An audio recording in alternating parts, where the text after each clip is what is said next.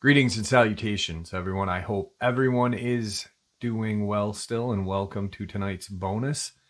Before we jump into this bonus that contains two things that I truly love learning about, a couple links. As many of you know, I rely on Patreon, PayPal, channel membership, and the merch to help the channel to continue to grow and go. Links to Patreon, PayPal, and channel membership is in the description below. Merch displayed directly under the video. Also, Dogman Frightening Encounters, Volume 1 through 3, the audiobook versions. They were written and researched by Tom Lyons, narrated and produced by me, Jeff Nadolny. Those audiobooks are available on Audible, Amazon, and iTunes, links to which are also in the description as well. And finally, last but definitely not least, if you'd really like to help support the channel to continue to grow and go, simply subscribe. It doesn't cost you a cent. Click that like button, takes half a second. If you don't want to miss out on any of the informative uploads I put out daily, click that bell icon, and folks, please leave a comment. Why? Well, because all these things really do help the channel to continue to grow and go, and yes, folks, they definitely do matter. Now, everyone, I have taken far too much of your time. Let's jump into tonight's bonus, shall we? A Bigfoot-like creature stalks the Marines at 24 Palms, the Yucca Man. There are many versions of an age-old story. A Marine is assigned to a remote area of 29 Palms when he suddenly finds himself alone, in the dark and being circled by a wild, growling beast. He pulls out his weapon and flashlight to see an 8-foot-tall, hairy creature with 2 legs and glowing red eyes. The Marine then is either knocked cold or passes out in fear, awakened to find his weapon bent or broken in half. Another Marine survives his encounter with the Yucca Man, a Bigfoot-like beast of military legend, and the story is given a new life. The Yucca Man sightings have persisted among military personnel up until 2009. The creature goes by a number of names, including the Mojave Bigfoot, the Sierra Highway Devil, and even a slightly endearing nickname, Marvin of the Mojave. His appearance isn't limited to relevantly recent arrival of the Marine Corps Air Ground Combat Center. The local native tribes have been telling stories of hairy devils who have lived in the deserts among the Joshua trees for long as the native tribes have been around. As the area around San Bernardino Mountains began to develop in the mid-20th century, it seems the wild man, the Yucca Man, were pushed out of their native habitat and head first into developing civilization. Strange reports of bipedal beasts were reported as far west as Palmdale and Edwards Air Force Base. Unlike traditional Bigfoot sightings, the Yucca Man is said to be huge, scary, aggressive, fast, and threatening. It was at Edwards Air Force Base with its numerous security cameras. The reports of the Yucca Man were said to be captured on video. Stranger than that, the wild man was said to have actually been caught on camera moving through a guarded, secure underground tunnel that hides the U.S. military's most advanced top-secret technology. In the 60s and 70s, U.S. Air Force air police units would be sent on a wild goose chase in the catacombs of Edwards tunnels after the man, who would suddenly disappear. On Edwards Air Force Base, however, the beast had blue eyes, not red. The blue eyes, according to one air policeman who was caught alone with the beast, was said to be 4 inches apart, the eyes of a predator, and risen 7 feet off the ground. They glowed blue to the man who was sitting in his police truck. Suddenly the eyes darted closer and covered half the distance between the animal and the truck in a blink of an eye. As an overwhelming stench filled the air, the airmen took a disturbance call and drove off. The airmen called it Blue Eyes for the rest of their time there, and still talk about him to this day. Today's second encounter is a Dogman encounter. This encounter happened in September of 2018, and I live on the edge of Sam Houston National Forest, a 5 or 10 minute walk from Lake Conroe down FM 1097. Strange things had been happening for about a month, with things coming to my home, weird noises in the woods behind my house. My wife and I had a dog that was taken by something, which I saw.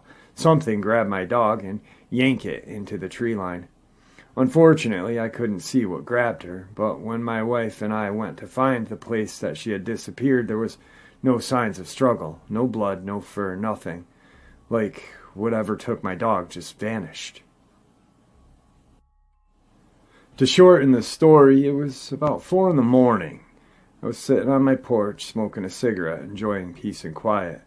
But at this time it was too quiet, absolutely no noise. And this forest, even at 4 in the morning, there's always noise. So I shined my spotlight around the back side of my property and followed the tree line. I came to the biggest tree directly across from my porch, and next to the tree was the biggest wolf head I had ever seen looking at me from behind a tree. This head had to be about 4.5 feet off the ground. This thing had the brightest green eyes I'd ever seen. Captivating, actually. I just stared, slightly shaking, with the light in my hand. After a few seconds, this thing grabbed the tree with its hand, not paw, but hand, and stood up next to the tree. I was floored. What in the hell was I looking at? I was in shock, completely scared. This creature was gray and was standing there just looking at me. I couldn't move. I was shaking terribly. Then this thing took 2 steps towards me, and it snapped me out of my trance, and I reached behind me, trying to find the doorknob. I ran inside and woke up my wife and begged her to come out and see this with me. Surprisingly, instead of yelling at me for waking her up, she said she could tell something was wrong by the sound in my voice. She came to the front door, and I just knew this thing would be gone, but it wasn't. It stood there, and the look on my wife's face said it all. She was seeing what I was looking at. The creature then dropped on all 4s and walked down the tree line back into the forest. I've never been the same since. It's left me scared, where I'm afraid of the woods at night and very jumpy to noises and things. The creature then dropped on all 4s and walked down the tree line back into the forest. I've never been the same since. It's left me scared, where I'm afraid of the woods at night and very jumpy to noises and things. It looked like a giant gray wolf, which I now know is probably referred to as a Dogman. People need to know that these things are out there. I'm not saying people should go out there and obliterate them all if they could even find them, but people should be aware that they exist and they are out there. But believe me, I've tried to tell others, and they just laugh and make jokes and think I'm nuts, which makes people who have encounters shut down and not share their experiences. Anyway, that's it in a short nutshell. Today's third Dogman encounter. I was visiting my grandmother up in Long Prairie, Minnesota. I was spending a week with her, mostly just to help her with whatever she needed help with. It was summer, and early one morning, before sun was up, I went outside to tend to the garden and maybe get some squirrels for some squirrel dumplings for dinner. So I slung my .22 over my shoulder and headed out. I had just gotten myself 20 squirrels. My grandmother's place has a lot of squirrels. When all of a sudden I was picking my last squirrel up, and that's when I saw it, just on the edge of the woods behind my grandmother's property. I saw some sort of humanoid dog thing. It never attacked me, it just sat there, so I fired a couple shots at the creature. It yelped and ran off into the woods. I then went into the house and proceeded to call the local police department. They never found proof of what I saw other than a few paw prints, so they claimed I shot at a wolf. My grandmother was worried and confused by the events taking place, so at dinner she sat me down and asked me about what I saw. I told her the whole story, and strangely enough, she believed me. I showed her where I saw the thing and where it was when it happened. I never saw it again, but I've otherwise gotten over the whole ordeal. Today's fourth part of the upload is some Dogman in ancient script, actually from 800 AD.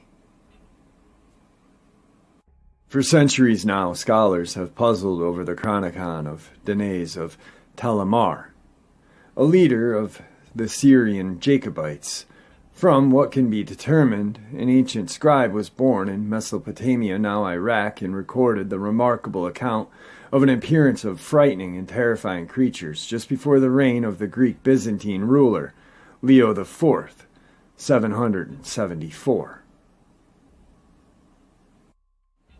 This is what was written. They fled from no man, and indeed killed many people. They were like wolves, but their faces were small and long, and they had great ears. The skin on their spine resembled that of a pig. These mysterious animals committed great ravages on the people of Abadan Rock region near Ho. In some villages, they devoured more than 100 people, and in many other from 20 to 40 to 50. If a man did pursue them, in no way did the monsters become frightened or flee. Instead, they turned on the man. If the man loosed their weapon on the monster, it leapt on the man and tore them to bits. These monsters entered homes and yards and climbed into the night onto terraces, stole children from their beds, and went off without opposition. When they entered, dogs were afraid to bark. For these reasons, the country suffered more terrible experience than it had ever known before. When one of these monsters attacked a herd of goats, cattle, or a flock of sheep, they took away several at one time. These monsters finally passed from the land and went to the district in the southern Armenian along the borders of Assyria, and ravaged every village there. They also ravaged in the country of Mayperk and along Mount Kai, and caused great damage. At this point, several pages are missing from the ancient manuscripts. Many scholars have long maintained that the Danae of Talmar was only written as a fanciful tale. Others debate whether the monsters were packs of aggressive wolves driven by hunger to invade villages, or if they were herds of wild pig who were fiercely unafraid to turn upon these men who sought to hunt them down. There were many such accounts from antiquity that contained descriptions of strange, hairy creatures with glowing eyes that leapt on their victims from a dark ambush. Here's another Dogman encounter for you guys. Back in 1999 on an Air Force base in St. Louis County. First off, I'd like to keep my name confidential, just for the fact that it happened on an Air Force base. This happened sometime in September of '99. I forgot the exact date. It was early in the month, though. It was between 2 and 3 in the morning. I was a security force airman, working third shift on base patrol. Mind you, this is an Air National Guard base that I worked on, full-time. It's on the north side of Duluth, Minnesota, next to the International Airport.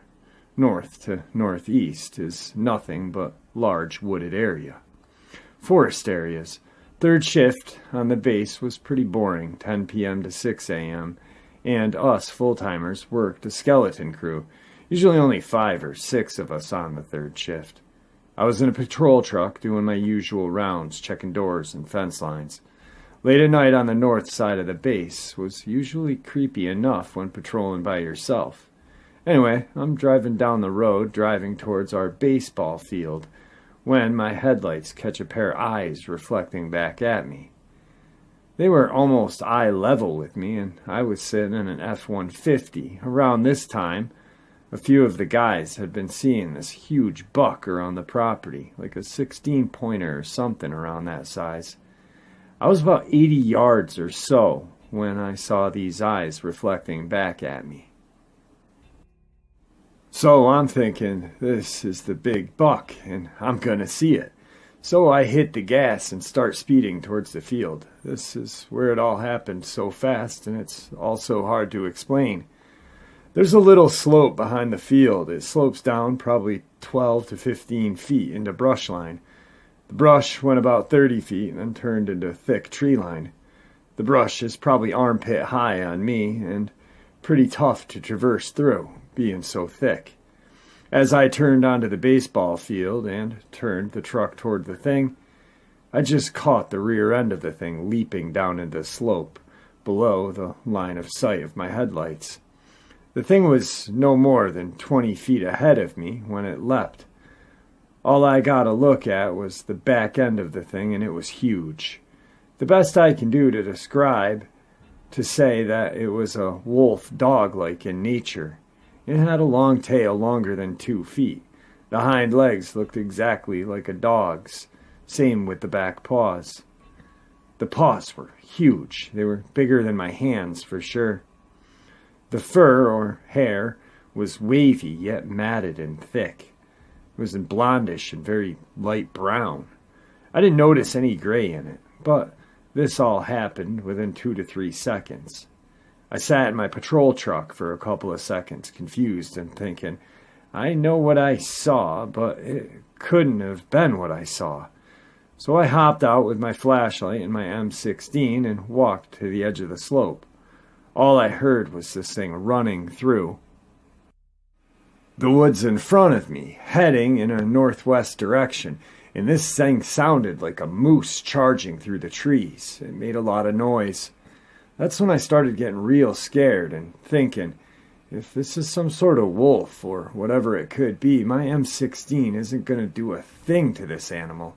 So I jumped back into my patrol truck as fast as I could and headed back to SF headquarters. I never told any of the other members about this for fear of ridicule or being called crazy. There's no way I misidentified this thing. I'm a trained observer, an avid hunter, and have worked with animal rehabilitation with the Minnesota DNR in the past. I know my animals and in the North Woods extremely well. I saw exactly what I saw, and that was the back end of a large wolf dog thing that basically had its eyes level with mine while I was in a patrol truck. The back end was definitely much larger than any of the largest deer or black bear I've seen. The point I remember the clearest was its tail and back paws, as well as the texture and color of the hair/fur. Let's do a little Sasquatch on some military bases now. The Bigfoot phenomenon has grown to quite the bizarre feature in the world of the weird. These massive hairy creatures have been spotted all over the world in places where they should have no business, such as England, and in literally every state in the United States, including, yes, even Hawaii. These beasts are sighted in both remote areas and even in relatively urban locales. And it has all proven to be quite a mystery as to just what is going on. Among the various other unlikely places one would expect to find a Bigfoot is on military bases. Yet there has been a surprisingly large number of reports from such locales. And here are a few. Several encounters with large, hairy humanoids running around on military installations come from the 70s. And one notable and very dramatic one occurred in Fort Lewis, United States Army military installation in the state of Washington, which lies sprawled out right against a rather untamed wilderness. In 78, a very strange sighting was made on the base grounds by a soldier named Edwin Goudet, who at the time was on his way back from training exercises one evening along with some platoon mates. The truck they were in allegedly and suddenly stopped without warning, sputtering to a halt at around 8 at night, and could not be restarted, prompting the others to venture back to base on foot. When Goudet had been the one to sign out the truck that day, he stayed behind alone to keep an eye on the vehicle till it could be towed away in the morning.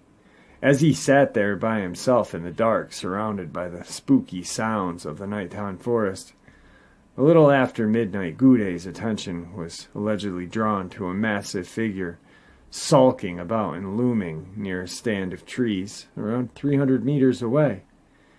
As he stared, he could make out that whatever it was very tall and broad, and covered with what looked like hair all over its body, and rather eerily possessing eyes that seemed to glint or glow.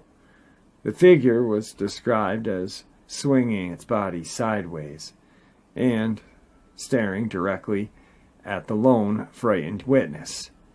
Things got rather harrowing when this hulking brute began to break out into a run directly towards Goudet, who would describe the following dramatic events. The thing started running towards me, so I shouted a halt 3 times, asking the thing to stop and identify itself. As it wouldn't reply, I made my first shot in the air, and then I shot at him, or it. I don't know what to call it. The hairy thing grabbed its chest and emitted a loud moan, stopped, and then ran to its right, disappearing in the forest.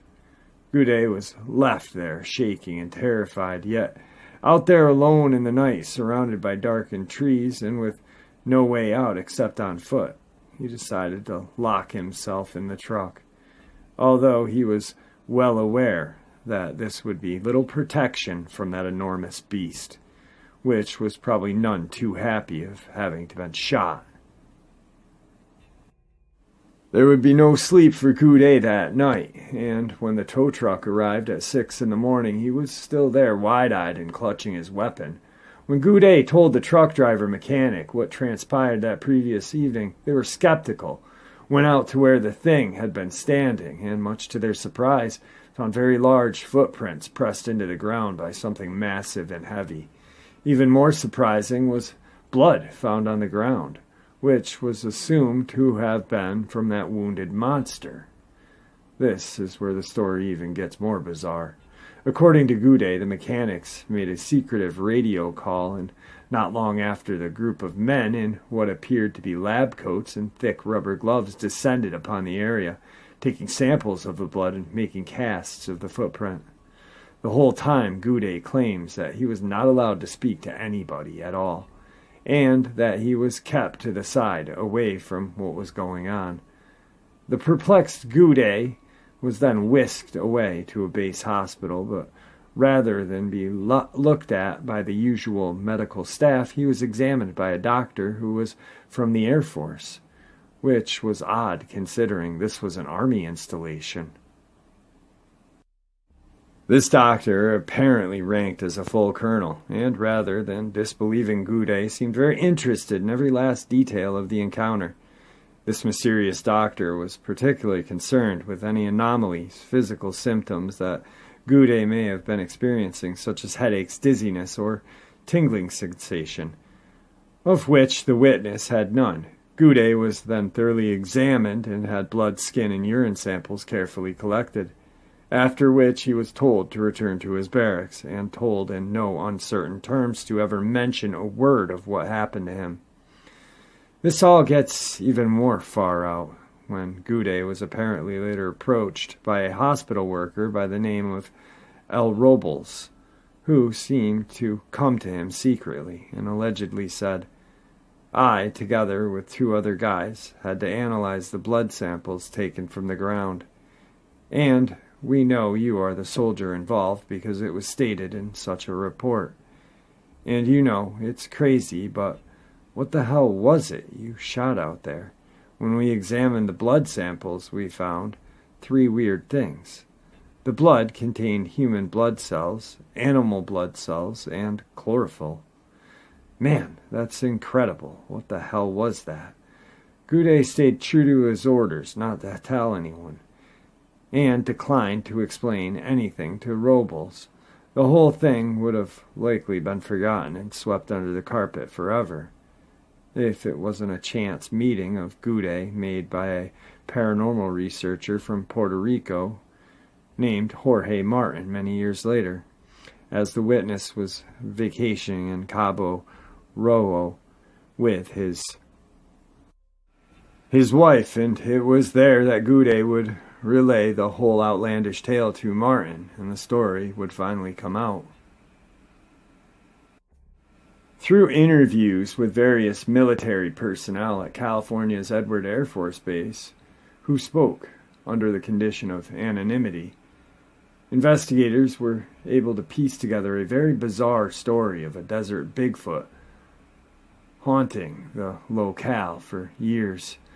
One of the men interviewed was a lieutenant in charge of security in the sector of Edwards Air Force Base near Rogers Dry Lake, who was on that base from 72 to 75.